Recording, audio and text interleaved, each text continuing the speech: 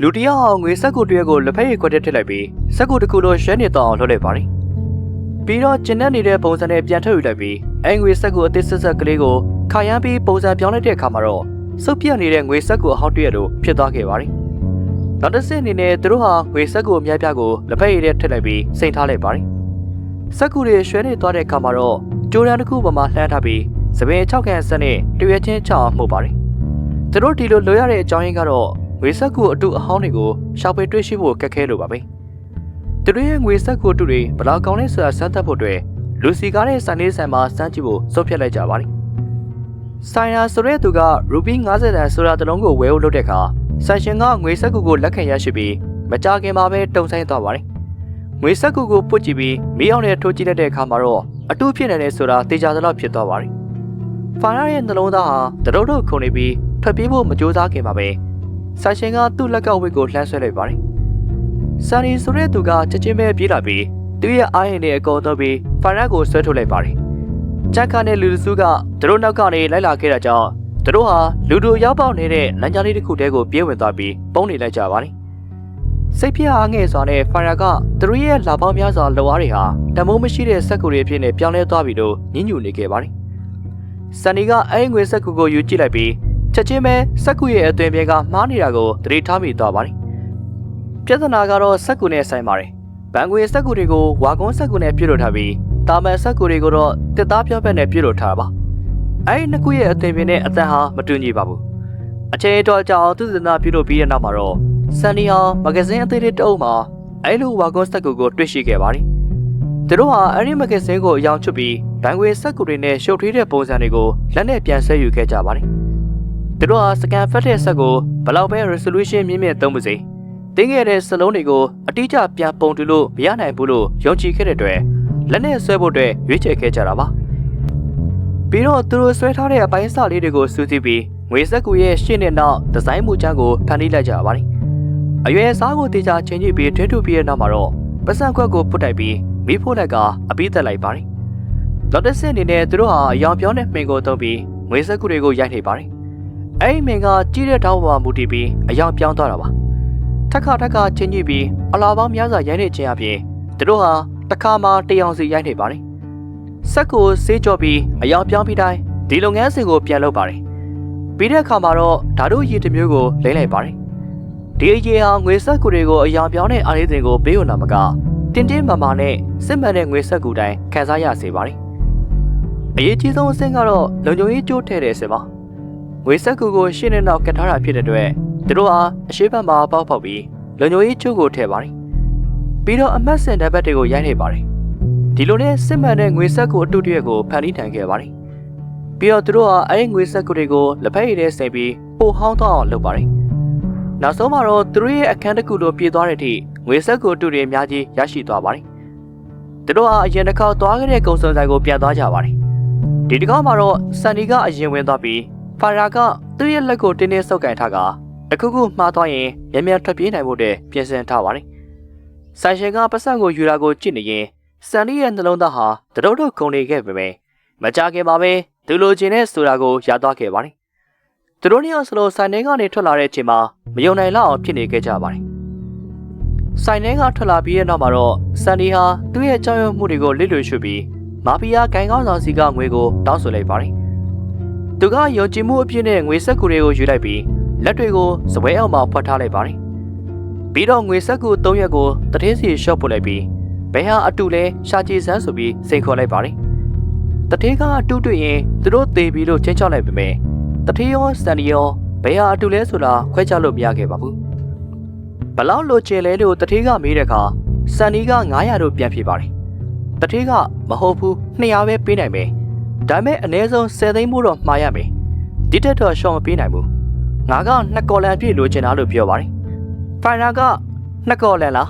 10သိန်းမို့ရိုက်ဖို့ဆိုတာအုတ်တီတောင်စီးလို့ရပြီ။အဲ့လိုပစ္စည်းတွေဘယ်ကရမလဲ။ပုံလေးဆက်တွေရောဘယ်ကရမလဲ။ဘယ်နှခါတရမှာလဲ။ဒီလိုစိုးရင်တကြီးပြောလိုက်ပါတယ်။ဆန်နီကတော့တိတ်ဆိတ်နေပြီးသူ့ရဲ့ခေါင်းထဲမှာအစီအစဉ်တစ်ခုရှိနေခဲ့ပါတယ်။အဲ့ညမှာဆန်နီဟာသူ့ရဲ့မိသားစုရဲ့ပုံလေးတိုက်ကိုပြန်သွားပြီးသူ့ဦးလေးနဲ့အလာဘာတာလာဘာစကားတွေပြောနေခဲ့ပါတယ်။သူဦးလေးကသူ့ရဲ့ငွေဆက်ကိုတူမူချမ်းတွေကိုတွေ့သွားခဲ့ပါတယ်။ ဒါဆန်နီတမင်ရွေထားတဲ့အတိုင်းပါပဲဆန်နီဟာသူ့ရဲ့ဦးလေးကိုဒီကိစ္စထဲမှာဆွဲထည့်ခြင်းပြီးအဲ့မှာရှိတဲ့အကြီးသားပုံနှိပ်ဆက်ကိုလိုအပ်နေခဲ့တာပါဘာမှမငင်းခုံပဲဆန်နီကရိုးရိုးလေးပဲငွေဆက်ကူတရွဲကိုထုတ်ပြီးဇပွဲပေါ်တင်လိုက်ပါတယ်ဦးလေးကပထမတော့အံ့ဩသွားခဲ့ပြီးမယုံကြည်နိုင်စွာနဲ့ငွေဆက်ကူကိုမီးအောင်နဲ့ထိုးကြည့်ပြီးတက်ခါစစ်ဆေးနေခဲ့ပါတယ်ဒါအတူလားလို့သူကမေးပါတယ်ဦးလေးရဲ့တန်ရာတွေကိုလုံးဝပြေပြောက်တော့အောင်ဆန်နီကသူ့ကိုကော်ဖီဆိုင်ကိုခေါ်သွားခဲ့ပြီးအဲ့ဒီမှာအကောင်းဆုံးနဲ့ဈေးကြီးဆုံးကော်ဖီကိုအဲ့ဒီငွေဆက်ကူတူနဲ့ဝယ်လိုက်လိုက်ပါတယ်ဦးလေးဟာတစ်ချိန်လုံးစိတ်မသက်မသာဖြစ်နေပြီးဆိုင်ရှင်ကငွေဆက်ကူကိုဆေးဆက်နဲ့စစ်ဆေးနေတာကိုကိုကြည့်နေတာကြောင့်ပို့ပြီးတော့မှစိုးရိမ်နေပါတယ်ဒါပေမဲ့စပွဲတို့ကပတ်ဆက်အကျွေးပြန်လာပြီးတဲ့ချိန်မှာပဲဦးလေးဖြစ်သူဟာတပြင်းချနိုင်ခဲ့ပါတယ်နောက်ပိုင်းမှာတော့နှစ်ပေါင်း30လောက်ပုံနှိပ်လုပ်ငန်းမှာအတွေ့အကြုံရှိတဲ့ဦးလေးဟာစန်နီကိုအကြံဉာဏ်တွေပေးခဲ့ပါတယ်အများအပြားရိုင်းနေဖို့အတွက်တပြန်တဲ့ထဲငွေဆက်ကူ6ရက်ရက်နေတဲ့အကြီးသားပုံနှိပ်ဆက်လိုအပ်မယ်လို့သူကပြောပါတယ်ဆက်ကူဖြတ်ဆက်အတွက်မော်တာအသစ်တစ်ခုနဲ့အမြန်60တစ်ခုလည်းလိုအပ်တယ်လို့လည်းဆိုပါတယ်သူတို့ဟာအကြီးသားလုပ်ငန်းကိုစတင်တော့မဲ့အချိန်မှာပြဿနာအသစ်တစ်ခုကပေါ်ထွက်လာခဲ့ပါတယ်သူတို့မှငွေဆက်ကူတွေအတွက်လိုအပ်တဲ့ဝါကုန်းပြောပြက်ဆက်ကူမရှိခဲ့ပါဘူးအရင်တုန်းကလိုအယောင်ချွတ်ပြီးအညစ်အကြေးတွေကိုဖယ်ရှားတဲ့နည်းလမ်းကအများပြားထုတ်လုပ်ဖို့အတွက်မဖြစ်နိုင်တော့ပါဘူးဒါမဲ့ဝါကုန်းပြောပြက်ဆက်ကူကိုအိန္ဒိယအစိုးရကတင်းတင်းကြပ်ကြပ်ထိန်းချုပ်ထားတာကြောင့်တာမန်သူတွေဝယ်ဖို့တည်းမဖြစ်နိုင်ပါဘူးဒုက္ခရောက်နေတဲ့ညီကိုနှစ်ယောက်ဟာသူတို့ရဲ့လမ်းပေါ်ကတငယ်ချင်းချို့ကိုအကူအညီတောင်းပြီးညဘက်အမောင်ရိပ်ကိုအကာအကွယ်ယူကာဒေတာရင်းအကြီးဆုံးစက်ကူဆက်ရုပ်ကိုဖောက်ထွင်းဝင်ရောက်ခဲ့ပါတယ်လုံခြုံရေးအစောင့်တွေဟာဘယ်သူမှစာရွက်အလွတ်ကိုလာကိုတာမမြင်ဘူးတဲ့အတွက်အံ့ဩတုန်လှုပ်နေခဲ့ကြပါတယ်ကံကောင်းစွာနဲ့ပဲညီကိုတွေဟာသူတို့လိုချင်တဲ့စက်ကူတွေကိုဂိုဒေါင်ရဲ့အပေါ်ဆုံးစင်မှာတွေ့ရှိခဲ့ကြပါတယ်ပုံနှိပ်တက်ကိုပြန်တော့သူတို့၃ရက်ဟာမနာတဲ့လှုပ်လှုပ်ကြပါတယ်မာဖီးယားခိုင်းကောင်းဆောင်ကသူတို့ကို3ရက်ပဲအချိန်ပေးထားတာကြောင့်လိုအပ်တဲ့ငွေသန်း20ဖို့ကိုအချိန်ပြည့်အလုပ်လုပ်ပြီးထုတ်လုပ်ခဲ့ရပါတယ်။မာဖီးယားကိုင်းကောင်းဆောင်ဟာအတုလုပ်ထားတဲ့ငွေတွေကိုသိပ်ကျင်းနေပြီးသူတို့ကိုအပြည့်အဝငွေပေးချေပါတယ်။သူတို့ထွက်ခါနေမှာမာဖီးယားကိုင်းကောင်းဆောင်ကသူတို့ကိုပြန်ခေါ်ပြီးဒီလုပ်ငန်းကိုဆက်လက်ပူးပေါင်းလုပ်ကိုင်လို့ကြောင်းပြောလိုက်ပါတယ်။အဲဒီချိန်ကနေစပြီးညီကိုရီးယားငွေဆက်ကိုတုလုပ်ငန်းဟာတဖြည်းဖြည်းနဲ့ကြီးထွားလာခဲ့ပါတယ်။စစ်မှန်တဲ့ငွေနဲ့ခွဲခြားမရနိုင်လောက်အောင်တူတဲ့သူတို့ရဲ့ငွေအတုတွေဟာပေါင်ကိုဈေးကွက်မှာအရန်ကိုလူကြိုက်များလာခဲ့ပါတယ်။ညီကိုနှစ်ယောက်ဟာအဲဒီကနေအမြတ်အများကြီးကိုရရှိခဲ့ပါတယ်။ဆန်နီယာမိသားစုရဲ့ပုံလေးတိုင်းမွဲသွားမဲ့အနေရကနေကက်တင်နိုင်ုံသာမကသူတို့ရဲ့ချစ်သူကိုလည်းအကောင်းဆုံးစားတော့ဆိုင်တွေကိုခေါ်သွားပြီးဈေးကြီးဆုံးကော်ဖီတွေကိုတိုက်နိုင်ခဲ့ပါတယ်။ဒါပေမဲ့တနေ့မှာတော့သူ့ယုံကြည်မှုအပြည့်နဲ့ငွေရှင်းဖို့လုပ်တဲ့အခါမှာစားတော့ဆိုင်ရဲ့ဈေးနှုန်းတွေကိုသူဟာရှော့တွက်မိမှန်းသိလိုက်ရပါတယ်။လိုလားလားနဲ့ပဲသူ့ရဲ့ပတ်စံကိုပြန်သိမ်းလိုက်ပြီးအကြအိတ်ကနေငွေဆက်ကိုအကျိုးချုပ်ကိုထုတ်လိုက်ပါတယ်။ဒီလုံးရဲ့ကြောင့်ပဲသူဟာအကြီးကျယ်ဒုက္ခရောက်လို့နေပါဖြစ်သွားခဲ့ပါတယ်။စပယ်တို့မာလေးကိုပြလိုက်တဲ့အကျွေးတွေဟာဈေးကွက်ထဲမှာပြန့်နှံ့နေတဲ့ငွေအတုတွေဖြစ်နေပါတယ်။သူမကဘာမှအော်ရခြင်းမရှိပေမဲ့ငွေကင်ကနေငွေအတုအလုံးကိုပြန်ဝယ်ပြီးစစ်ဆေးဖို့အတွက်ရုံးခန်းကိုယူသွားခဲ့ပါတယ်။သူတို့တွေ့ရှိခဲ့တာကတော့သူတို့ကိုပါဇက်အဟောင်းသားဖြစ်စေခဲ့ပါတယ်။အိန္ဒိယဘဏ်ကနောက်ဆုံးပေါ်ထုတ်လုပ်ထားတဲ့အစင်းမြင့်စကန်ဖက်စစ်ဆေးတဲ့နည်းပညာပါတဲ့ငွေစစ်ဆက်ဟာ69.99ရာခိုင်နှုန်းငွေအတုတွေကိုရှာဖွေနိုင်တယ်လို့ကြေညာထားပါတယ်။အကယ်၍ဒီငွေဆက်ကူဟာအတုဖြစ်ကြောင်းတည်ပြုနိုင်ခဲ့ရင်အဲ့ငွေစစ်ဆက်တွေအားလုံးဟာအသုံးဝင်တော့မှာပါ။အလူကြီးမှန်ဘလူးနဲ့ကြည့်ရှုစစ်ဆေးတဲ့တိုင်အောင်ဘာချွင်းချက်မှမတွေ့ခဲ့ရပါဘူး။အဲ့ငွေဆက်ကူဟာအစစ်တိုင်းပါပဲ။ဒါပေမဲ့သူတို့ကအဲ့ငွေဆက်ကူကိုအရက်ထဲမှာဆင်နေတဲ့အခါမှာအတုဆိုတာပေါ်သွားခဲ့ပါတယ်။မေဂါဆိုတဲ့သူကငွေတူးလို့တဲ့သူတွေမှာအကြီးစားစက်ကရိယာတွေနဲ့တိကျတဲ့တိုင်းတာရေးပစ္စည်းတွေမရှိဘူးဆိုတာကိုအလွယ်တကူသိရှိသွားခဲ့ပါတယ်။သူတို့မှာစာရွက်ပြားပုံလေးဆက်လောက်ပဲရှိနိုင်ပေမဲ့ငွေတူးလို့တဲ့သူဟာအရန်တော်တဲ့အတွက်ငွေစက်ကူတွေကိုအစစ်နဲ့ခွဲခြားမရနိုင်လောက်အောင်တူနေခဲ့ပါတယ်။သူတို့ရဲ့ငွေတူးလုပ်ငန်းကိုလူသွင်းအောင်ထဲနဲ့လက်ပတ်နေခဲ့တာပါ။သူတို့ရဲ့ငွေစက်ကူတူတွေဟာအရည်သွေးရန်ကောင်းတဲ့အတွက်မြေအောက်ခိုင်းနေကြတဲ့မှာရေပန်းဆောင်းတာမကအစိုးရအရာရှိတွေကတော့သူတို့စီကနေဝယ်ယူကြပါတယ်။လာမယ့်ပါလီမန်ရွေးကောက်ပွဲအတွက်လှုပ်ဝက်လုပ်ငန်းတွေမှာသုံးဖို့အတွက်ငွေအများများလိုအပ်နေတဲ့အတွက်အစိုးရအရာရှိတူဟာငွေဆက်ကူတူတန်းနေရကိုအိမ်ရောက်ပို့ပေးဖို့တခုတည်းသောတောင်းဆိုချက်နဲ့မှာယူခဲ့ပါတယ်။စန်ဒီကလည်းမဆိုင်မတော်ပဲအဲ့ဒီအမှားစာကိုလက်ခံလိုက်ပါတယ်။ပုံနှိပ်တိုက်ကိုပြန်ရောက်တော့သူ့လေးကဒီအကြံကိုပြင်းပြင်းထန်ထန်ကန့်ကွက်ပါတယ်။အရင်တုန်းကသူတို့ရဲ့တင်းငယ်တဲ့လုပ်ငန်းတွေဟာ ရဲရီရဲ့အာရုံစိုက်မှုကိုမခံခဲ့ရပါဘူးဒါပေမဲ့အခုလိုများပြားထုတ်လို့မယ်ဆိုရင်ကုန်ကျန်းဝယ်ယူမှုလုံသားစက်ကရိယာနဲ့တည်ယူပို့ဆောင်ရေးစားတဲ့ပြဿနာတွေအများကြီးကိုရင်ဆိုင်ရနိုင်တယ်လို့ဦးလေးကထောက်ပြပါတယ်သူဦးလေးရဲ့စကားတွေကြောင့်စန်နီယာကြီးမားတဲ့လေလံမှုတစ်ခုအောင်မြင်ဖို့အတွက်ပထမဦးစွာတရားဝင်ဖြစ်ဖို့လိုအပ်တယ်ဆိုတာကိုသဘောပေါက်သွားပါတယ်ဒါကြောင့်သူတို့ဟာပုံနှိပ်ထုတ်ဝေရေးကုမ္ပဏီတစ်ခုကိုတည်ထောင်လိုက်ပြီးရွာကအသက်ကြီးပြီးနားမကြားတဲ့စကားပြောနိုင်တဲ့သူတစ်ယောက်ကိုရှာဖွေတွေ့ရှိခဲ့ပါတယ်လက်သင်္ကေတတွေနဲ့ပြောဆိုဆက်သွယ်ပြီးသူ့ကိုကုမ္ပဏီရဲ့တရားဝင်ကိုယ်စားလှယ်ဖြစ်နေခန့်အပ်ဖို့အတွက်စီယုံနိုင်ခဲ့ပါတယ်သူတို့ဟာမိန်းကလေးတချို့ကိုအကျိုးဝင်နှက်ဖြစ်နေခံထားခဲ့ပြီးသူတို့အများစုကတနေ့ကိုဖုန်းနှင်းငယ်သာဖြစ်ကြပါတယ်ပုံနှိပ်ထုတ်ဝေလုပ်ငန်းကိုအကာအကွယ်ယူပြီးစန်နီယာလုံလောက်တဲ့ဝါကုန်းပြတ်ဖက်စက်ကူတွေကိုမှာယူကာ24နာရီပတ်လုံးဝေစက်ကူတူတွေကိုရိုက်နေပါတယ်ဒါပေမဲ့ကန်စတုံးမောင်ကြားဖို့အတွက်နီးနေခဲ့ပြီဆိုတာကိုတော့သူတို့ကမရိပ်မိခဲ့ကြပါဘူးမေကာကမြို့ထဲကပုံနှိပ်တဲ့အားလုံးကိုစစ်ဆက်စွာနဲ့စုံစမ်းစစ်ဆေးဖို့အတွက်တောင်းဆိုလိုက်ပါတယ်အရေးသွင်းပြင်းတဲ့ငွေစက်ကူတူတွေကိုတင်းခဲ့တဲ့ပုံနှိပ်တဲ့တစ်ခုကပဲထုတ်လုပ်နိုင်မယ်လို့မေကာကယုံကြည်နေခဲ့ပေမယ့်သူ့ရဲ့အထက်ရရှိကတော့မြို့ထဲမှာပုံနှိပ်တိုက်ပေါင်း100နီးပါးရှိတာကြောင့်ဒါဟာအချင်းဒီအချိန်ကုန်မဲ့လုပ်ရတဲ့တစ်ခုလို့ထင်နေခဲ့ပါတယ်ဒါပေမဲ့မေကာကလက်မလျှော့ပဲသူ့အထက်ရရှိမရှိတော့ခွင့်ပြုချက်တစ်စိတ်ကိုခိုးပြီးတစ်စိတ်သုံးရက်နေလဲပါတယ်စန်နီနဲ့သူ့ဖယ်သားတွေအချိန်ပိုဆင်းပြီးလှုပ်လှုပ်နေတော့မှရုတ်တရက်တစ်ခုခုမှားနေပြီလို့ခံစားလိုက်ရပါတယ်တရင်ပေါက်ကနေအပြင်ကိုကြည့်လိုက်တဲ့အခါအောက်မှာရဲကားတစ်စီးရပ်ထားတာကိုတွေ့လိုက်ရပါတယ်မေကာဟာသူ့အတူလှုပ်ထားတဲ့အမိစာနဲ့တူသူတို့ရဲ့ပုံနှိပ်တိုက်ကိုစစ်ဆေးဖို့အတွက်ရောက်လာခဲ့တာပါအဖွဲ့သားတွေအထိတ်တလန့်နဲ့ဖြစ်သွားခဲ့ကြပါတယ်ရဲတွေကဦးလေးကိုဖုန်းဆက်တဲ့အခါဦးလေးကအလိုလိုနေရင်ဖြေလိုက်ပါတယ်ဦးလေးကအရက်ဆိုင်မှာရှိနေကြောင်းပုံနှိပ်တိုက်ကလူသူကင်းမဲ့နေကြောင်းလိန်ညာပြောပေမဲ့ရဲတွေကသူ့ကိုပူပေါင်းဆောင်ရွက်ဖို့နဲ့9မိနစ်တွင်ပြန်လာဖို့တောင်းဆိုပါတယ်မဟုတ်ရင်အတင်းဝင်ရောက်မယ်လို့လည်းပြောပါတယ်ဦးလေးကလိုလိုလားလားနဲ့သဘောတူလိုက်ပြီးစန်နီနဲ့ဖိုင်ရက်ကိုငွေဆက်ကိုတူတွေကိုဖတ်ထားဖို့ပြောပါတယ်သူကနောက်ဖေးတကားကနေထွက်သွားပြီးသူတို့ကိုအချိန်ရအောင်လုပ်ပေးခဲ့ပါတယ်မမျော်လင့်မဲရဲရီနဲ့လက်ဆက်နှုတ်ဆက်နေတော့မှမေကာဟာတကားအနားကိုတဖြည်းဖြည်းချင်းတိုးကပ်သွားခဲ့ပါတယ်နောက်ဆုံးငွေဆက်ကိုတရွက်ရနေပြီးတဲ့အချိန်မှာစန်ဒီကဆက်ကိုအမြန်ပေးလိုက်ပေမဲ့မေကာကအဲ့ဒီတန်ကိုတတိထားမိသွားပါတယ်ရဲတွေကဦးလေးကိုတကားဖွင့်ခိုင်းပါတယ်သူတို့ဝင်လာတဲ့အခါညီကိုတယောက်ကနိုင်ငံကပ်ပေါင်တစ်ခုနဲ့နောက်မှာပုံနေခဲ့ပါတယ်မေကာကတတိကြီးကြီးနဲ့နေရာတိုင်းကိုစစ်ဆေးနေပေမဲ့လူနှစ်ယောက်သူ့ရှေ့မှာပုံနေမှမသိခဲ့ပါဘူးမေကာစက်ရုံနဲ့ရှောက်သွားနေတော့မှဖိုင်နာကသူ့အမိုက်ပုံးကိုတုံဖို့မေးသွားတာကိုသတိရသွားပါတယ်အဲ့ဒီအမိုက်ပုံးထဲမှာအဲ့ဒီတော့ကစုပ်ပြဲထားတဲ့စက်ကူပိုင်းစာတွေအပြည့်ပါပါတယ်စန်ဒီမှာရွေးချယ်စရာမရှိတော့ပဲတိတ်ဆိတ်စွာနဲ့ထွက်လာခဲ့ပြီးအနီးနားမှာရှိတဲ့ဝက်ဦးလက်ကိုကောက်ယူလိုက်ပါတယ်အရေးအခြေအနေတစ်ခုမှာဘလို့ဆက်လို့ရမလဲဆိုတာရင်ဆိုင်ရမလဲဆိုတာကိုတော့သူ့ရဲ့ခေါင်းထဲမှာအခြားကြံမပေါ်လာသေးတဲ့အချိန်မှာမေကဖုန်းကမြည်လာပါတယ်အဲ့ဒီအခွင့်အရေးကိုယူပြီးစန်နီယာတိုင်တစ်ခုရဲ့နောက်မှာဝင်ပေါ်လိုက်ပါတယ်သူ့ကိုခွင့်ပြုချက်မရှိဘဲလှုပ်ဆောင်ခဲ့တဲ့အတွက်သူ့အထက်အရာရှိကဖုန်းဆက်ပြီးစူပူချင်းပေါင်းနေခဲ့တာပါ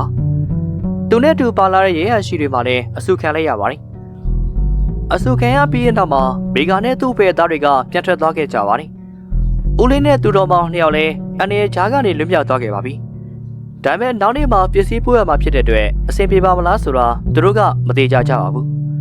တထေးကြီးတူရဲ့ဗန်တိုင်ခန်းထဲမှာဝေသား12ဘီလီယံပြည့်နေပေမဲ့သူတပြားတစ်ချက်မှ3ရက်ချင်းမရှိခဲ့ပါဘူးဒီအဖြစ်ပြက်အားလုံးရဲ့တရားခံကတော့သူ့ရှိမှရှိတဲ့ငွေဆက်ကိုတူရှာဖွေဆက်အသေးလေးပါပဲသူရဲ့ငွေဆက်ကိုတူရထိလိုက်တာနဲ့ဆက်ကချက်ချင်းဥရဖရအတံမြည်လာပါတယ်ဒါကြောင့်ရဲတွေကသူ့ရဲ့ငွေတူအမြောက်များကိုသိမ်းဆည်းသွားပြီးသူ့ရဲ့လောက်ငယ်သားအချို့လည်းအဖမ်းခံလိုက်ရပါတယ်သူ့ရဲ့ကိုယ်တော်တစ်ခုလုံးတံမိုးမရှိတဲ့စက်ကူတွေနဲ့ပြေးသွားခဲ့ပါတယ်သူ့လူတစ်ယောက်ကသူ့ကိုနောက်ထပ်ရူပီ900တန်ငွေဆက်ကူတည်းပေးပါတယ်အဲ့ဒီငွေဆက်ကူဟာကျန်းတန်းနဲ့လက်ရနဲ့လှုပ်ထားပေမဲ့စက်သေးကိုအစင်ပြေပြေနဲ့ဖြတ်သွားခဲ့ပါတယ်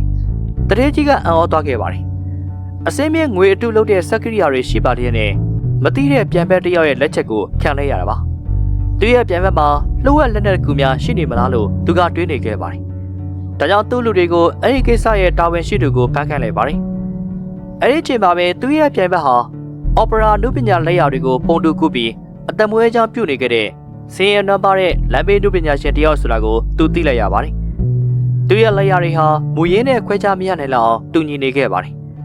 ဒါပေမဲ့လမ်းဘေးမှာရောင်းချနေရတဲ့အတွက်သူဟာဈေးကောင်းမရခဲ့ပါဘူးအခြေအနေရအကျက်တဲဖြစ်လာတဲ့အတွက် စန်နီယာငွေစက်ကူတွေကိုလက်နဲ့စားဆွဲခဲ့ပါတယ်။သူရဲ့အအောင်ပဲကောင်းတဲ့လူပညာစွမ်းရည်ကြောင့်စကန်နာတွေနဲ့တောင်ဖမ်းယူလို့မရနိုင်တဲ့အသေးစိတ်ချက်လက်တွေကိုသူဆွဲနိုင်ခဲ့ပါတယ်။မန်ဆူရီအန်ဆိုတဲ့သူကသူ့ရဲ့ရှားပါတဲ့လူပညာပါရမီကိုချက်ချင်းသတိထားမိသွားပြီးသူ့ကိုစိတ်ဝင်စားသွားပါတယ်။သူဟာစန်နီရဲ့ဖို့အတွက်တိုင်းပြည်ရဲ့အကောင်းဆုံးဆရာဝန်တွေကိုငှားရမ်းပေးခဲ့ပါတယ်။ဒါစန်နီနဲ့ဖိုင်ရာကိုအထူးကျေးဇူးတင်စေတဲ့ပြင်သူတို့မိသားစုရဲ့လုံခြုံရေးအတွက်တွေ့ဝိုက်တဲ့ချင်းချောင်းမှုတစ်ခုလည်းဖြစ်ပါတယ်။ညီကိုနှစ်ယောက်မှာမန်ဆူရီအတွက်အလုပ်လုပ်ကံဖို့ကလွဲလို့အခြားရွေးချယ်စရာမရှိတော့ပါဘူး။မန်ဆူရီကသူတို့ကိုဘင်္ဂလားဒေ့ရှ်ကိုခေါ်သွားပါတယ်။အဲဒီမှာအဆင့်အမြင့်ဆုံးပုံလေးဆက်တွေတက်ဆင်ထားတဲ့လှုပ်ဝက်မြေအောင်စက်ရုံတစ်ခုရှိပါတယ်။စန်နီက3ရက်အတွင်းအပိသက်ထုတ်လုပ်နိုင်တဲ့အခါမန်ဆူရီအံ့ဩသွားပါတယ်။အဲဒီနောက်မှာသူတို့ဟာအကြီးကျယ်ပုံလေးထုတ်လုပ်မှုကိုစတင်ခဲ့ပြီးတလအတွင်းမှာညီကိုနှစ်ယောက်ကငွေအများများစုဆောင်းနိုင်ခဲ့ပါတယ်။နောက်တစ်ဆင့်ရဲ့စိန်ခေါ်မှုကတော့အဲဒီငွေအများများကိုအိန္ဒိယကိုဘယ်လိုပြန်တည်ယူမလဲဆိုတာပါပဲ။ဒါပေမဲ့အဲဒီအရေးကြီးတဲ့အချိန်မှာမန်ဆူရီရဲ့အယုံကြည်အားဆုံးလက်ပါစီဘီဆိုတဲ့သူဟာရဲတွေရဲ့ဖမ်းဆီးခြင်းကိုခံလိုက်ရပါတယ်။သူဟာငွေတုတွေတည်ယူပို့ဆောင်တဲ့လမ်းကြောင်းအားလုံးကိုသိပါတယ်။တကယ်တော့သူကအရာရာကိုဝန်ခံလိုက်ရင်မန်ဆူရီရဲ့လုပ်ငန်းတွေအကြီးအကျယ်ထိခိုက်နေပါတယ်။ဒါကြောင့်မန်ဆူရီဟာဆန်နီစီကအဖြစ်တစ်ခုရယူပြီးတဲ့အိန္ဒိယကိုလှုပ်ဝက်စာနဲ့ပြန်လာခဲ့ပါတယ်။သူတို့ဟာအခက်အခဲတွေကိုအတူတူရင်ဆိုင်နေခဲ့ရတယ်ဆိုတာသိတဲ့အတွက်စန်နီယာဒီကိစ္စမှာသူလိလို့ရှိလို့မရဘူးဆိုတာကိုသိပါတယ်။တညလုံးစဉ်းစားပြီးတဲ့နောက်မှာ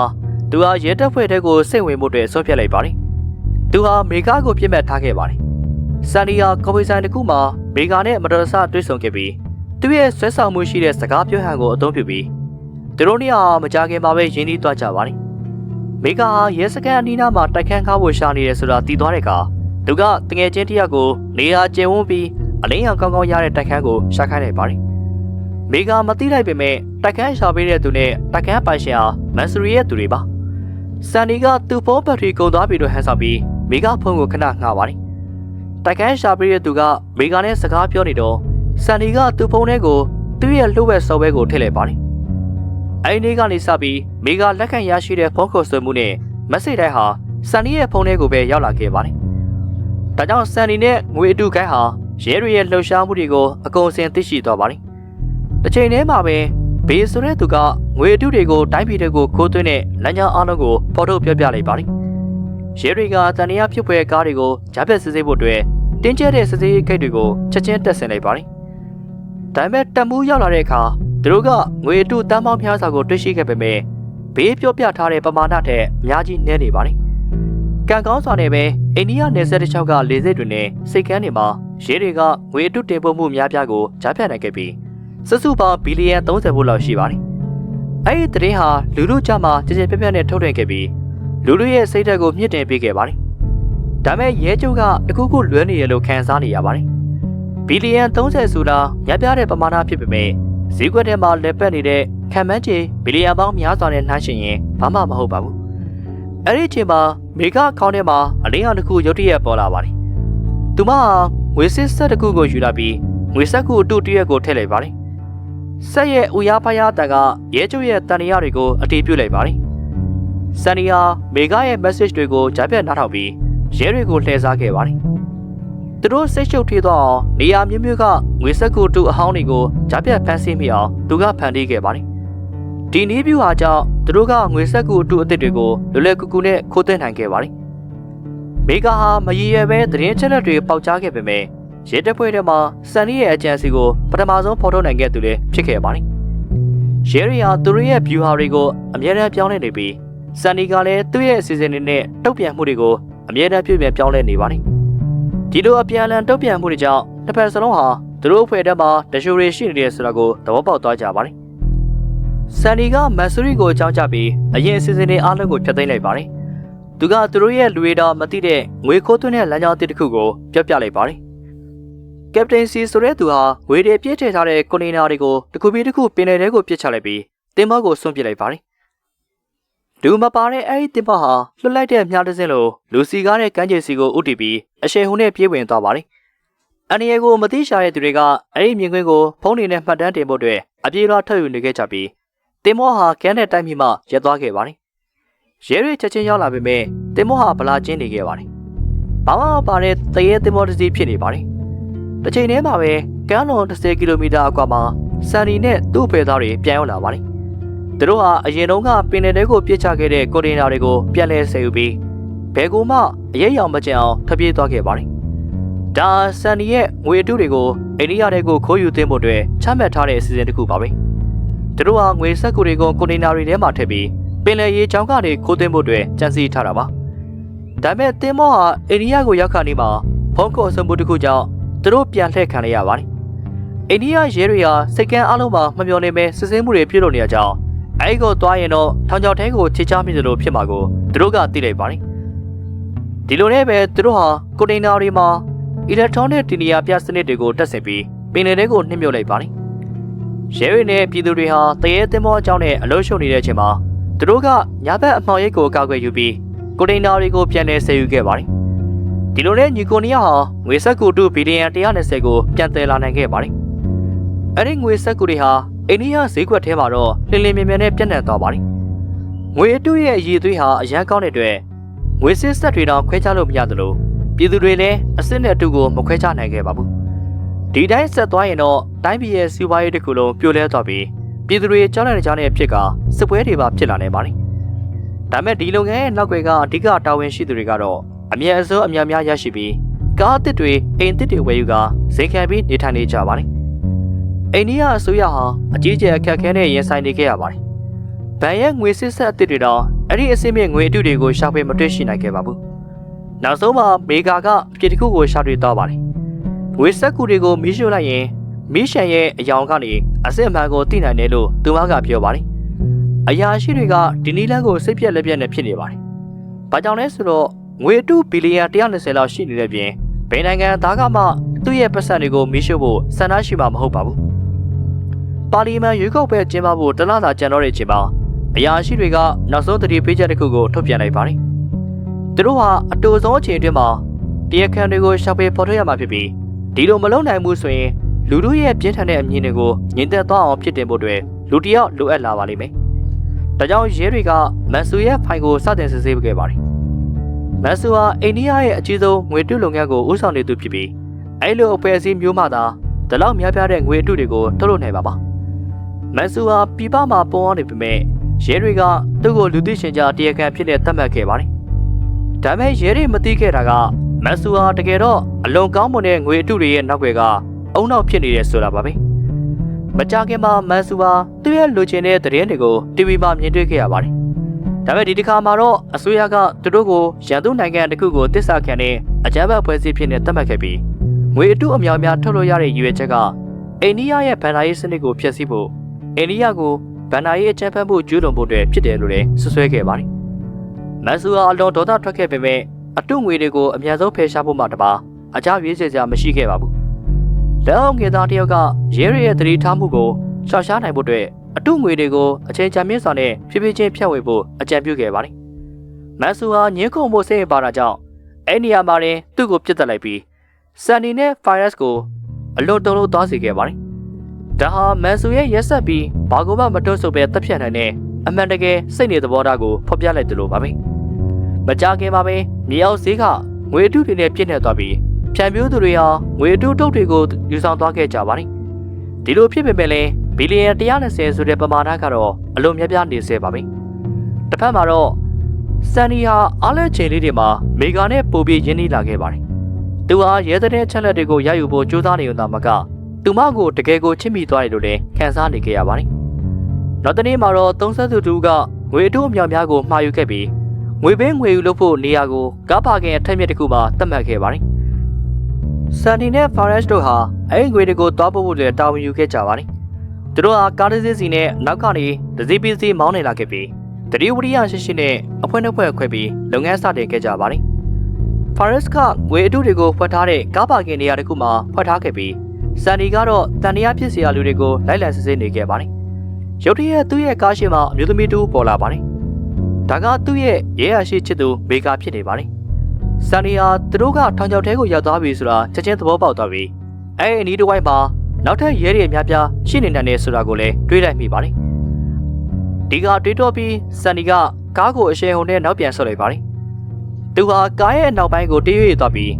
းတာပေါ်လင်အောက်မှာဖွက်ထားခဲ့တဲ့ ရူပီဘီလီယံ1000တန်ဖိုးရှိငွေတွေကိုတွေ့လိုက်ပါတယ်။သူဟာကားရဲ့နောက်ပိုင်းကိုတရွေ့နဲ့သွားပြီးတာပေါ်လင်အောက်မှာဖွက်ထားတဲ့ရူပီဘီလီယံ1000တန်ဖိုးရှိတဲ့ငွေတွေကိုတွေ့လိုက်ပါတယ်။သူဟာဓာတ်နဲ့အိတ်တွေကိုဆုပ်ဖြစ်လိုက်ပြီးကားပေါ်ကနေရန်တမ်းပြီးငွေတွေကိုပစ်ထုတ်လိုက်ပါတယ်။ငွေစက်ကူတွေကလွတ်ဆက်ထွက်သွားပြီးဖြတ်သွားတဲ့ကားသမားတွေအားလုံးကိုရပ်တန့်သွားစေခဲ့ပါတယ်။လူတွေဟာယူသွစွာနဲ့ပဲငွေတွေကိုကောက်ယူနေရကြောင်းလမ်းဟာအားလုံးပိတ်ဆို့သွားခဲ့ပါတယ်။နောက်ကလိုက်လာတဲ့ရဲတွေလည်းကားပိတ်ဆို့မှုတွေမှာပိတ်မိနေပြီးဆန်နီနဲ့ဖာရက်စ်တို့လွတ်မြောက်သွားတာကိုဘာမှမတတ်နိုင်ပဲကြည့်နေခဲ့ရပါတယ်။ဒါပေမဲ့အလင်းစလိုလှုံ့ဆော်နေခဲ့တဲ့ဆန်နီဟာရှေ့မှာရှိတဲ့ထရက်ကားတစ်စီးကိုတတိမထားမိပဲကားကိုဘေးကိုကွေ့လိုက်တာကြောင့်ပန်းအိုးစင်တစ်ခုကိုဝင်းတိုက်ပြီးကားဟာရပ်သွားခဲ့ပါတယ်။ရဲတွေရောက်လာတဲ့အချိန်မှာတော့ကားပတ်ဝန်းကျင်မှာငွေတွေကိုလူယူနေတဲ့လူတွေနဲ့ပြည့်နှက်နေခဲ့ပါတယ်။အဲနောက်မှာညီကိုနှစ်ယောက်နဲ့ပျောက်ကွယ်သွားခဲ့ပါတယ်။ရဲတွေဟာအဲငွေတွေအားလုံးဟာအတုတွေဖြစ်ကြောင်းလူတို့ကိုဘယ်လိုရှင်းပြရမလဲဆိုတာမသိတော့ပဲအတော်လေးကိုခက်တွေ့နေခဲ့ပါတယ်။ထူဆန်းစွာနဲ့ငွေတွေလွတ်ဆင်သွားတဲ့အဖြစ်အပျက်ဟာသတင်းတွေမှာလှည့်မြန်ပြန့်နှံ့သွားခဲ့ပါတယ်။ဖာရစ်ကဆန်နီယာရဲတွေနဲ့အရန်နီးကပ်သွားတာကြောင့်လို့အဖြစ်တင်ခဲ့ပါတယ်။မေဂါနဲ့ဝင်ရောက်ဆင်းနေတဲ့နေရာမှာတွေ့ဆုံခဲ့တာက